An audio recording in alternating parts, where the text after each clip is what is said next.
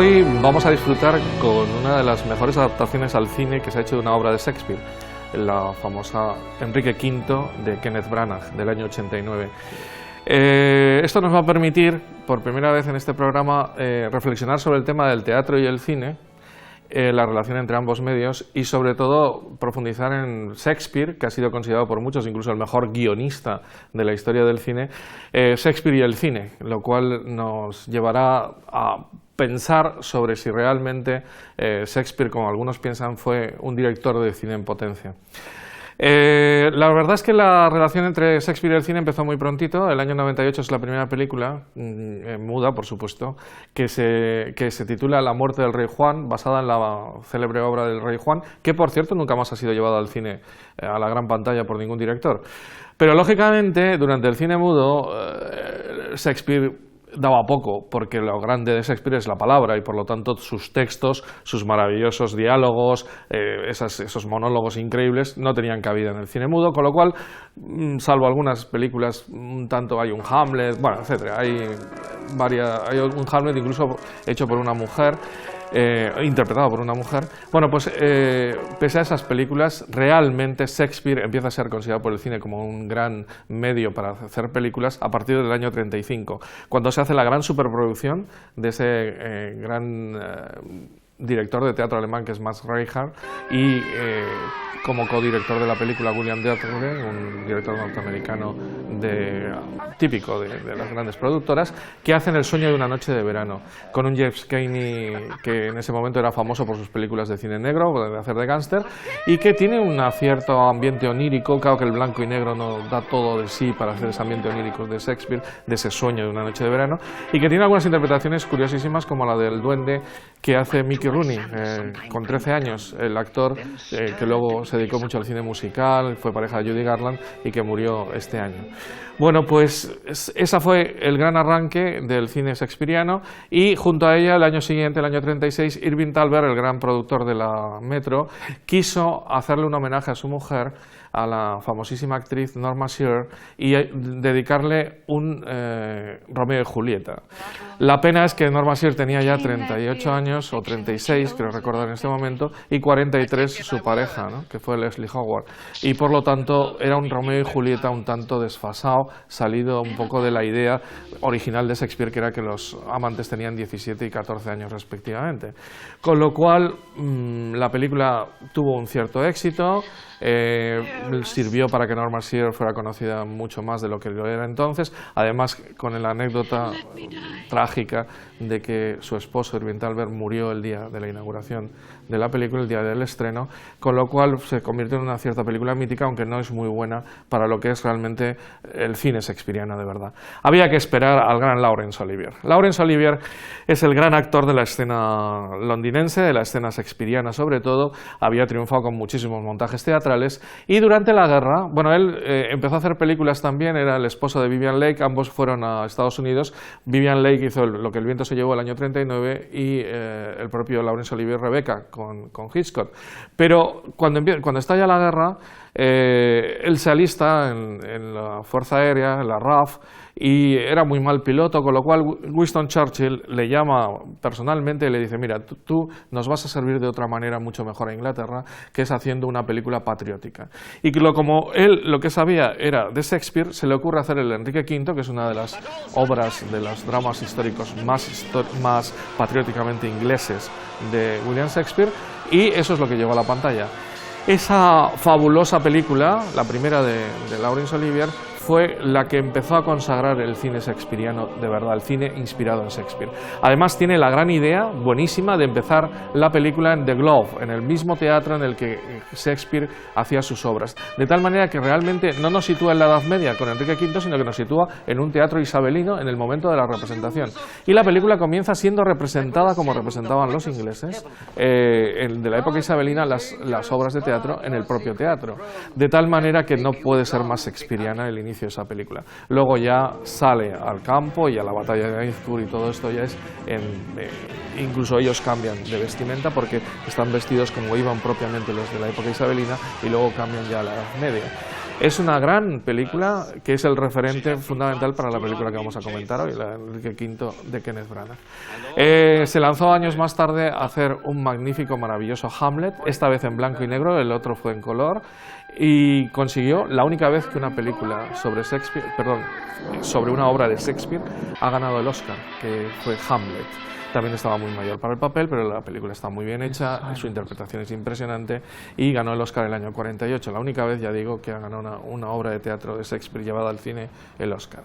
Y al final intentaba hacer un Ricardo III y un Macbeth. El Ricardo III lo hizo, magnífico, maravilloso, pero tuvo una crítica bastante regular y sobre todo una ausencia de público notable, que fue lo que hizo que desistiera ya en seguir haciendo más películas sobre obras de Shakespeare. De todas maneras, esa trilogía de Laurence Olivier está entre lo mejorcito que se ha hecho.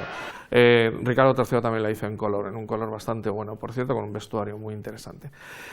Bien, Laurence Olivier y toda esa generación de actores shakespearianos impresionantes que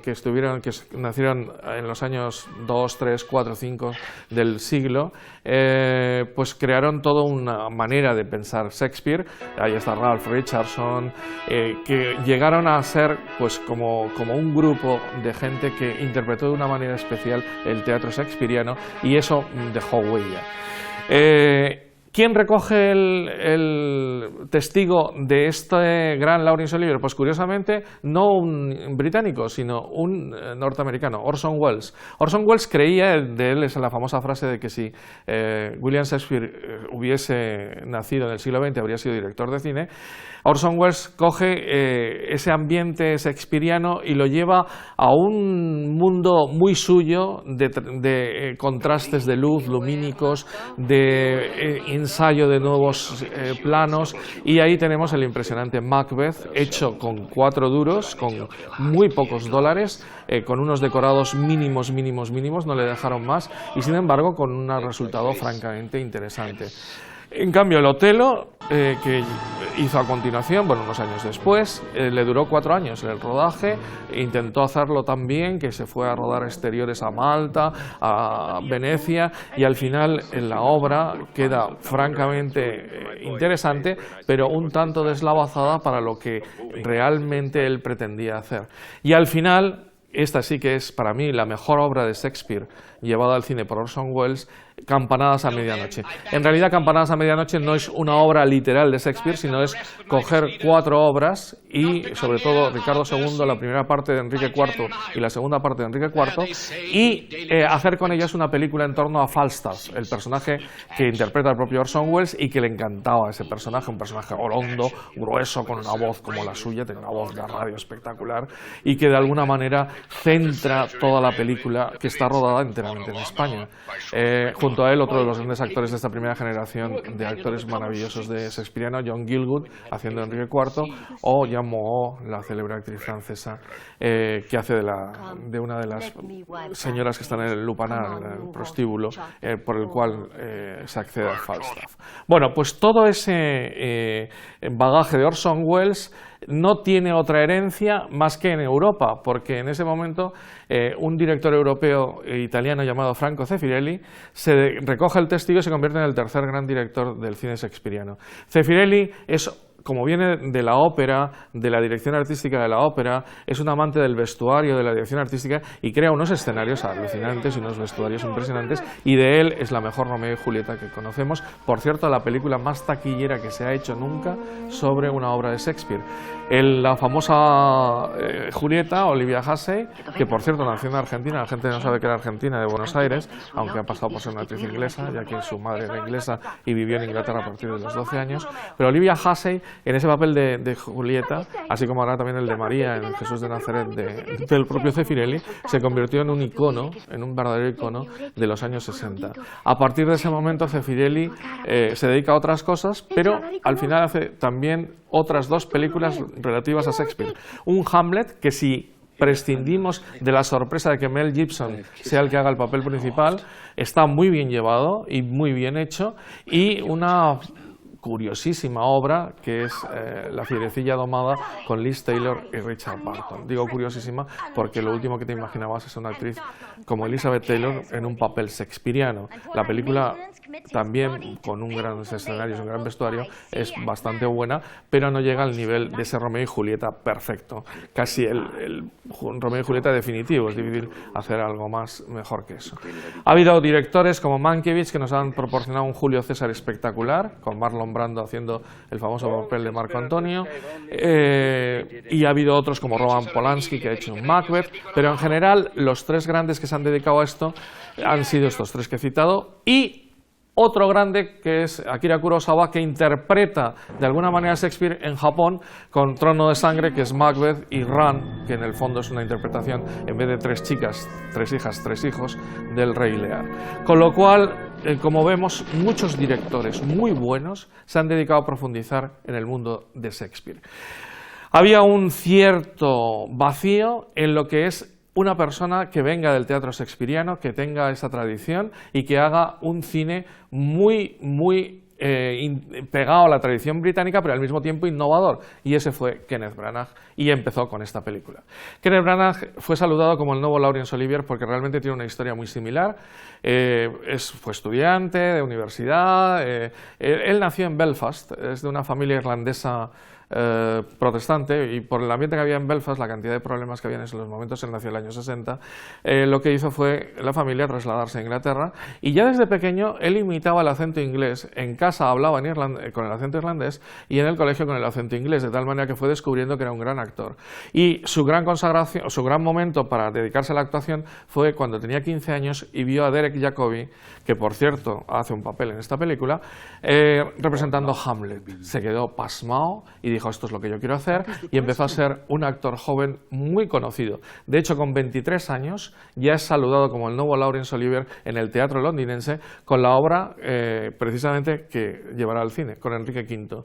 Enrique V requiere un papel de un personaje joven, porque así lo era el rey, y le dieron esa oportunidad y la aprovechó impresionantemente bien, porque ya la crítica empezó a decir que era un actorazo de primer nivel, con lo cual cuando llegan los 29 años se dedica a llevar esta película, a llevar esta obra de teatro al cine, y esta es la obra que tenemos ahora entre manos. Tuvo tanto éxito, fue nominado a los Óscares como mejor director y mejor actor, tema muy difícil de conseguir, como mejor vestuario, que fue el que consiguió,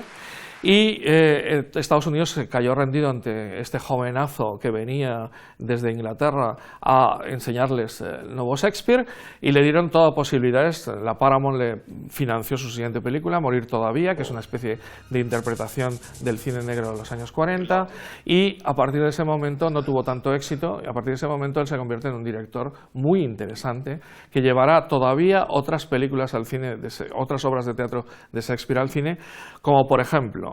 Mucho ruido y pocas nueces, que es la primera comedia llevada de un modo tan desenfadado al cine.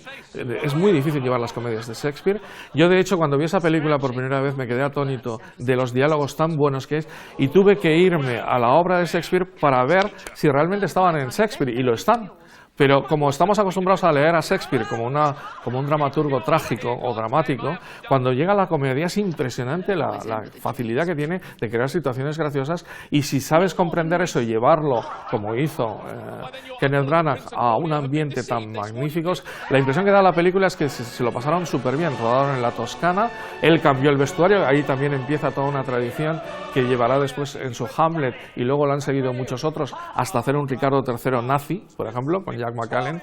recientemente, de cambiar las obras de Shakespeare de época. Entonces lo lleva al siglo XIX con unos ropajes blancos del siglo XIX, en vez de desarrollarse en la Sicilia se desarrolla en la Toscana. Interesantísimo. Y lo mismo ocurrirá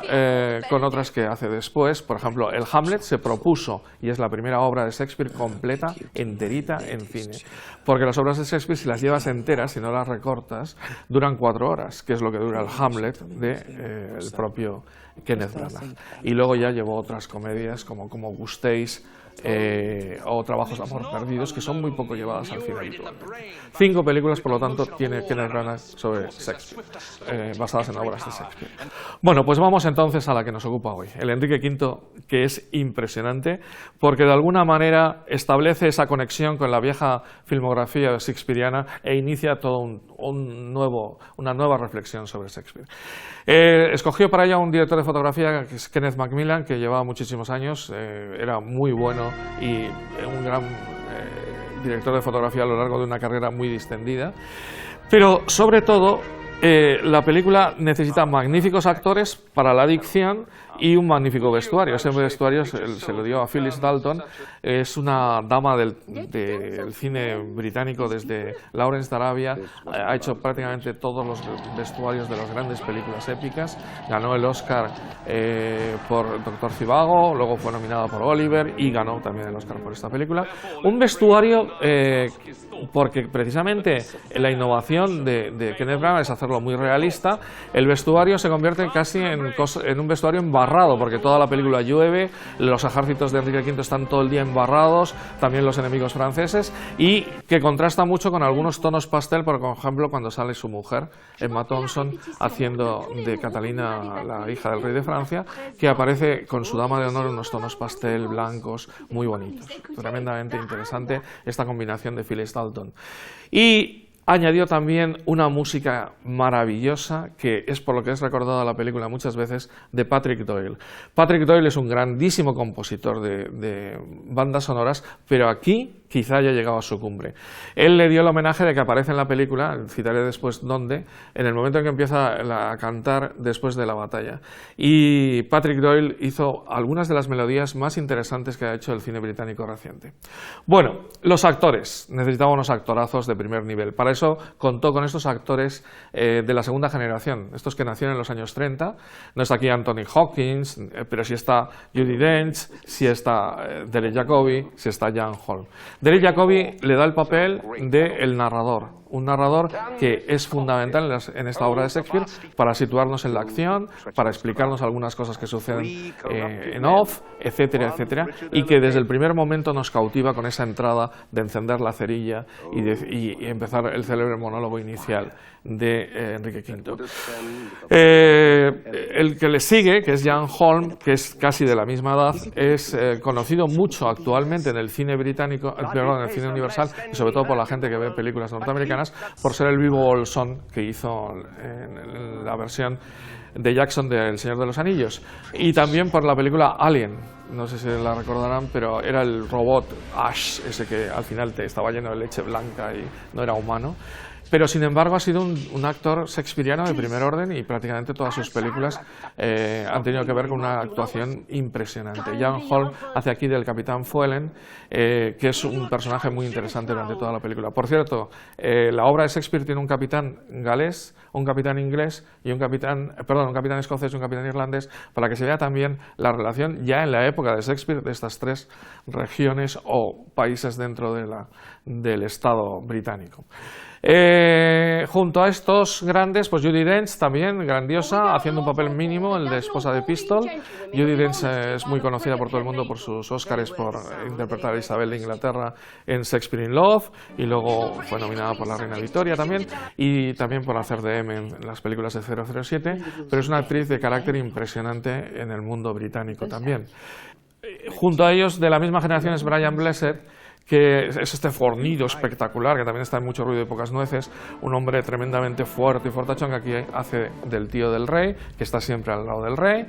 Y entre los jovencitos, entre los pajes, pero teniendo un papel realmente estelar dentro de esos pajes, Christian Bale, que había hecho El Imperio del Sol hacía 2 años y que esta es su tercera película, muy jovencito, que por cierto es británico, hay mucha gente que se piensa que es norteamericano, es galés, nació en el condado de Pembroke. Bien, en cuanto a las mujeres, le dio por primera vez un papel a su esposa,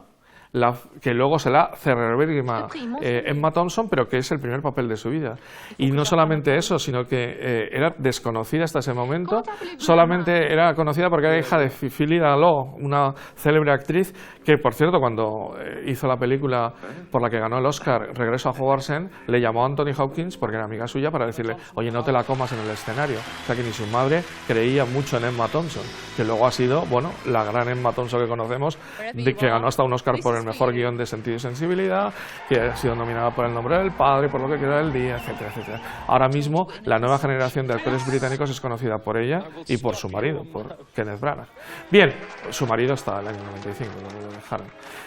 Y junto a ellas Geraldine McEwan, que es la otra mujer junto con Judi Dench y Emma Thompson que aparece en la película, que hace del ama, de la ama de llaves, de la que está la dama de honor que está junto a la princesa, se llama Alice en la obra. Bueno, pues esta es más conocida, yo creo, sobre todo por haber hecho el papel de señorita Marple en la serie británica de los años 2004 a 2009, pero en general actúa en muchísimas películas antiguas y muy bien. Y me he dejado para el final el papel de Kenneth Branagh, porque Kenneth Branagh era su tercera película, pero él recibe todo el peso de la película. Y el peso de la película, el que habla todo el tiempo, es precisamente Kenneth Branagh, que Enrique V. Y esos primerísimos planos que se autoadjudica son muy difíciles de hacer, porque en el teatro estás un poco más lejos del espectador, y realmente se le gana con nota la nominación a Mejor Actor ese año. Por cierto, si quieren ver la obra realmente bien, véanla en inglés con subtítulos, porque realmente pierde un montón, pero un montón. Si hay algo que pierde de la traducción es siempre Shakespeare, y no digamos Shakespeare hecho por actores como estos que acabamos de citar. Bien, pues la película, por lo tanto, es una película muy interesante porque tiene todo el elenco de lo que es Shakespeare en el teatro, todos famosos en el teatro, pero es una película. Y es una película que tiene que tener un lenguaje cinematográfico. Entonces puedes hacer tres cosas, que son las tres que voy a citar que hace el amigo Kenneth Branagh con el texto de Shakespeare. Cuando tiene un monólogo que es conocido por todo el mundo, que todo el mundo sabe que ese monólogo es fundamental, como es el que hace Enrique V por la noche, es un monólogo como el famoso del ser o no ser de Hamlet. Entonces, ¿cómo hago esto? Pues con el primer plano, lo que relataba. Sencillamente, lo que mejora con respecto al teatro es centrarse en el que está diciendo el monólogo. Al principio coge a Enrique V en ese monólogo en un plano medio, luego cuando le interrumpe uno de sus generales, el más viejo de los generales, le interrumpe, pasa a un plano un tanto mayor, pero ya cuando se queda ya solo otra vez y cae de rodillas, en ese momento ya un primerísimo plano, de tal manera que se vea solo la cara y la manera de la dicción perfecta de Kenneth Branagh, de ese famoso monólogo de Enrique V. Segundo, la segunda escena, o la escena más famosa de la historia de Enrique V, es un speech, lo que llaman los ingleses un speech, un discurso a las tropas. Eso, que es junto con el de Marco Antonio, que lanza al pueblo de Roma en el Julio César y que también hizo Marlon Brando e incluso Charlton Heston en otra célebre película, lo tiene que hacer de un modo distinto, porque no puede coger solo el primer plano, ya que la dicción es importantísima, pero es un discurso que está lanzando a todo el público, a todo el ejército. Con lo cual comienza el que le dice preferiría que estuvieran ahora los que se han quedado en Inglaterra con nosotros porque somos muy pocos, se lo dice en la obra justo al lado. Lo que hace él es ponerle lejos, de tal manera que él lo escucha desde lejos y ya vemos a todo el ejército que ha escuchado la frase y escucha la contestación de él. Y mientras él va contestando, todo el mundo se aproxima hacia él, él está sobre un carro y de esa manera, de un plano general, vamos llegando ya cada vez más a un plano más pequeño y termina con un plano, en primerísimo plano de él, pero ya diciendo el famoso discurso ese de San Crispín. Es un discurso famosísimo en el mundo inglés. Yo he tenido que recitarlo en Torrevieja hace 2 años, el día de Shakespeare y Cervantes, el día del libro, ante una comunidad inglesa, y realmente es dificilísimo de hacer, vamos, y sobre todo si eres español ya ni te cuento, pero me hicieron dar una conferencia sobre esto y al final leer el famoso discurso, en el cual se dice que no importa que no estén los que están en Inglaterra, porque aquel que esté allí será a partir de ahora mi hermano. De ahí viene la célebre frase de Band of Brothers, que dio lugar a una serie sobre la Segunda Guerra Mundial en Estados Unidos y que se repite continuamente en el cine inglés, Band of Brothers, una banda de hermanos, ¿no? De hecho, Mel Gibson ha declarado en varias entrevistas que su famoso discurso en Braveheart está tomado de este. Y de hecho es el discurso que abre todos los grandes discursos antes de una batalla, porque a los ingleses les encanta hacer eso, antes de una batalla en cualquier película, poner un discurso arengando a las tropas. Y estos son todos, las dos escenas que he contado están en la obra de teatro y por lo tanto están llevados al cine de un modo distinto, pero con lo que se puede, ya que las palabras son lo fundamental. Pero ¿qué ocurre cuando yo, cogiendo el espíritu de la obra, Kenneth Branagh cogiendo el espíritu de la obra, hace una escena distinta y nueva y que no está y que es totalmente fílmica? Es para mí la mejor escena de la película y una de las mejores escenas de la historia del cine. Si ustedes tienen el mando del DVD, lo ponen en 1 hora y 50 minutos, y cuando termine 1 hora y 53 minutos y 40 segundos lo paran, y esos 3 minutos 40 segundos son el mejor plano secuencia probablemente de la historia del cine, junto con el célebre, el maravilloso e increíble del inicio de Set de Mal de Orson Welles. La cámara se mueve haciendo que un único plano sea toda una secuencia. Eso se puede hacer solo y exclusivamente con un único plano quieto, pero en este caso, como el de Orson Welles que he citado, es moviéndose, haciendo que todos los elementos de la acción se desarrollen mientras la cámara va avanzando y va creando un único plano para toda una secuencia. De tal manera que los actores van entrando y saliendo con una coreografía espectacular a lo largo de esos 3 minutos 40 segundos que parecen una eternidad. La secuencia comienza con el que he dicho antes, el director de la banda sonora, que canta él en primer plano el Non nobis domine sed nomine tuo da gloriam, el famoso Non nobis domine que llena toda la película y que tanta gente tiene grabado en sus cassettes, antiguamente en sus cassettes, ahora ya en el MP3 y todo esto. Bien, estoy yo muy antiguo. El Non nobis domine que empieza a cantar en ese momento en un primerísimo plano y ya aparece por delante Enrique V llevando al paje, a Christian Bale que ha muerto en la batalla, llevándolo a hombros, y vamos siguiéndole a él a través de todo el campo de batalla. De tal manera que más que mostrarnos la batalla, lo que hace la batalla de Agincourt, que es famosísima y que fue también relatada por Enrique V de Laurence Olivier, lo que hace Kenneth Branagh es relatarnos el post-batalla. Y entonces están ahí todos en el suelo, muertos o no muertos, recogidos o no recogidos, y los distintos, primero se cruza su tío, luego se cruzan otros llevando al duque de York muerto en la batalla a hombros, luego se cruzan están parados los propios franceses, el condestable que está muerto y el delfín que está junto a él, y Kenneth Branagh, que ha desaparecido de la cámara en un momento, vuelve a entrar, como Enrique V ahí en esa escena, en la que están, y lleva el cadáver hasta el final y lo deja sobre un carro en la que están algunos cadáveres y la bandera de Francia. Eso es hacer cine y colocar realmente una escena cinematográfica tremendamente interesante dentro de la obra de Shakespeare, sin variar el contexto y lo que Shakespeare ha querido decir, porque se pasa toda la película diciendo que nuestra guerra es justa y por eso Dios tiene que estar con nosotros. Entonces, antes de la batalla se arrodillan todos en el suelo, en un plano famosísimo también, todos obesan la cruz que hay en las espadas, para pedir a Dios que les ayude, ya que mi causa es justa, Dios estará con nosotros, y al final cuando le dicen el resultado de la batalla y los muertos, que están exageradísimos, ¿no? Es falso lo que dice Shakespeare, ahí dice 10.000 muertos por lado francés y 24 más 4 nobles por bando inglés, ¿no? La verdad es que la victoria fue dura, pero no en esas cifras. Bueno, pues cuando dice eso, dice, es a Dios a quien le debemos todo, y empieza realmente con la música y con todo a explicar con la imagen que realmente le debemos todo a Dios. Como ven, es muy interesante cómo el cine puede aplicarse a la obra de Shakespeare sin desmontarla y cuidando totalmente todo lo que la obra dice y todas las frases que realmente están en la obra. Bien, en cuanto a otras cuestiones cinematográficas, es muy interesante que a Kenneth Branagh le encanta el encuadrar simétricamente. Hay una escena en la que están el obispo de Canterbury y el de Ely hablándole a Enrique V, y Enrique V en primer plano los tres, Enrique V justo en la mitad, o cuando se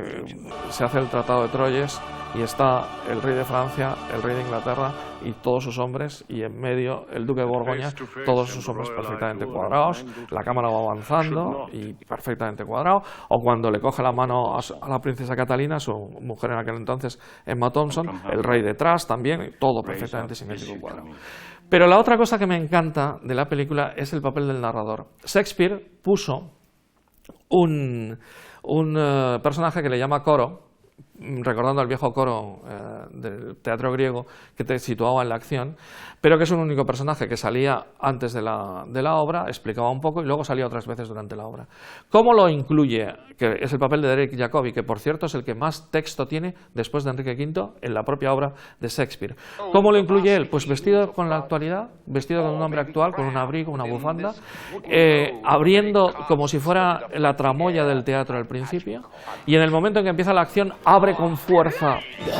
las puertas y dice, y aquí empieza la acción, ¿no? Y en ese momento aparece la obra de teatro propiamente, y a lo largo de toda la película aparece la batalla, la toma de Harfleur, en medio de la lluvia, aparece cuando los franceses se rinden, aparece continuamente. Y termina la película un poco como John Ford en Centauros del Desierto, haciendo lo mismo, diciendo las últimas palabras de Shakespeare, cerrando la puerta, de tal manera que la puerta se abre a la acción, como en Centauros del Desierto, y al final la puerta se cierra, dejando solamente en este es distinto de Centauros del Desierto, dejando solo al narrador fuera. El papel de Derek Jacobi, su pronunciación es espectacular, con lo cual vuelvo a insistir en la versión original. Pero, digamos, eso es un recurso que, aunque lo hace muy bien, es un recurso de teatro. ¿Qué recurso tengo para situar a la gente en un problema tan complicado? Porque además Enrique V es la cuarta de una cuatrilogía. Que primero viene Ricardo II, luego la primera parte de Enrique IV, la segunda parte de Enrique IV, y Enrique V es la cuarta parte. Con lo cual, ¿cómo situar al espectador que no sabe nada sobre cómo funciona lo anterior? Pues con eso, con los flashbacks, y ese es un recurso totalmente cinematográfico. Cuando cuelgan a Bardolfo, cuando Enrique V, tiene que presenciar la muerte de su amigo Bardolfo, como ahora es rey y él ha robado, tiene que decir que le cuelguen, pero la gente no sabe que ese fue amigo suyo cuando era un baldragas de joven, porque precisamente en Enrique IV lo que se ve es que Enrique V de joven, el príncipe Hulk, así conocido en la obra, era un verdadero bala perdida, estaba todo en bala rasa, estaba todo el día de francachelas con Falstaff y sus amigos, y entonces ¿qué hace? Un flashback para mostrarnos cómo él se emborrachaba con este amigo suyo, y al final recurre a un recurso muy simple, que es una imagen de él diciendo que aunque aún así le cuelguen, con un primer plano y una lágrima que le cae, de tal manera que ahora soy rey y tengo que impartir justicia, pero al mismo tiempo este era mi amigo hace tiempo, ¿no? Bien, recursos cinematográficos dentro del mundo teatral, que me parece muy interesante haberlos explicado para que se vea que teatro y cine no son la misma cosa, pero sí se puede conseguir con uno de estos guiones increíbles que son las obras de Shakespeare, algo todavía más completo. La verdad es que Shakespeare es muy cinematográfico porque el teatro isabelino no tenía decorados y tenía tres partes. Como era el de Globe y todos los teatros isabelinos eran redondos, se actuaba dando la cara en tres frentes y solamente en la parte de atrás había unas cortinas que a veces se pintaban. Con lo cual, Shakespeare pone muchísimas escenas distintas porque como no hay que cambiar decorado, ¿cómo es la batalla? Pues lo dice el narrador, que estamos en la batalla de Ezcur y salen allí la gente luchando. O está de tal manera que es muy cinematográfico porque tiene muchísimas escenas. No tiene los tres actos típicos del teatro clásico. De tal manera que es muy fácil llevarlo al cine. Y al mismo tiempo, la profundidad del mensaje de Shakespeare es tan grande que bien actuado y bien llevado por la cámara hacia el espectador se refleja de un modo mejor, ¿no? Voy a terminar con una cuestión importantísima. Ya he dicho que esta es la obra de teatro de Shakespeare en la que más se cita a Dios, y por eso le he traído a este programa, y por esa escena increíble del Non Nobis Domine, que precisamente es de las escenas más agradecidas, en un canto de agradecimiento, junto con el Te Deum, los dos grandes cantos de agradecimiento del mundo cristiano en latín. Pues la gloria no es mía, es lo que se traduce, la mía, sino es tuya, ¿no? Bien, pues esa visión que tiene absolutamente de que Dios, la providencia divina, hace que la obra sea una obra tremendamente religiosa. Pero hay una controversia desde hace muchísimos años sobre si Shakespeare era católico o no era católico, porque además hay un documento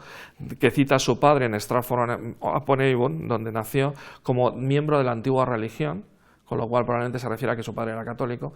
Pero la controversia viene a que el mensaje shakespeariano es tremendamente católico. Y aquí, en esta película, está, y se puede ver perfectamente en esa noche anterior a la batalla de Agincourt, que tiene uno de los diálogos más católicos que tiene Shakespeare.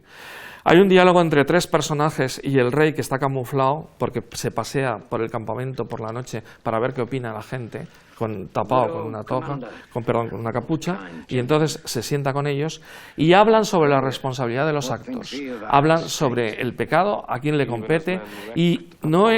es difícil encontrar un texto más de Shakespeare más católico, porque ahí está en contra de la justificación por la fe, etcétera, etcétera, etcétera. Es un mensaje totalmente católico y antiluterano.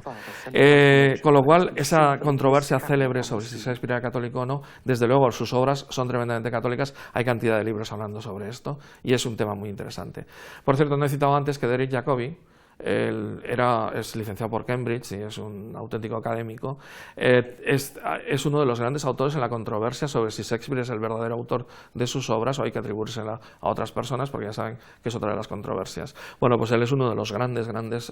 especialistas en ese tema.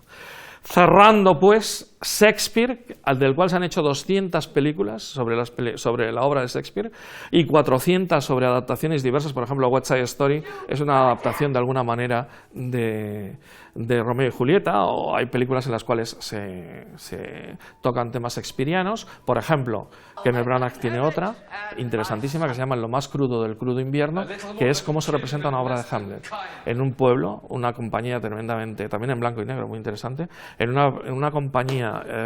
pues cutre, pueblerina, cómo representa. Y esa es del año 95, y en el año 96 Al Pacino hizo nada menos que Looking for Richard,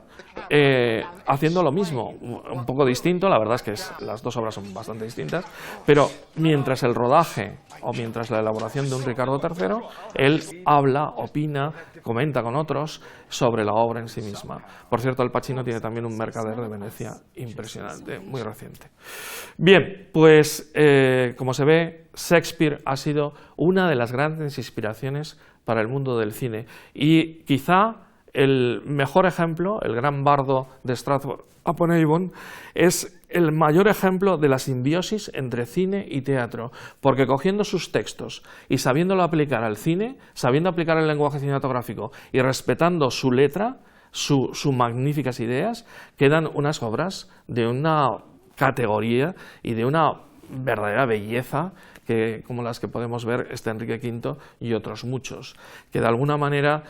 han hecho que Shakespeare sea muy conocido por el gran público, lo cual nos vuelve a lo mismo. El cine sirve también para que la gente vaya al teatro y lea estas grandes obras de la literatura universal, que son fundamentales para entendernos como civilización occidental, como cristianos y como auténticas personas que buscan ser cultos y comprender el mundo que les rodea. Pues vean realmente esta magnífica película y sobre todo si pueden en versión original.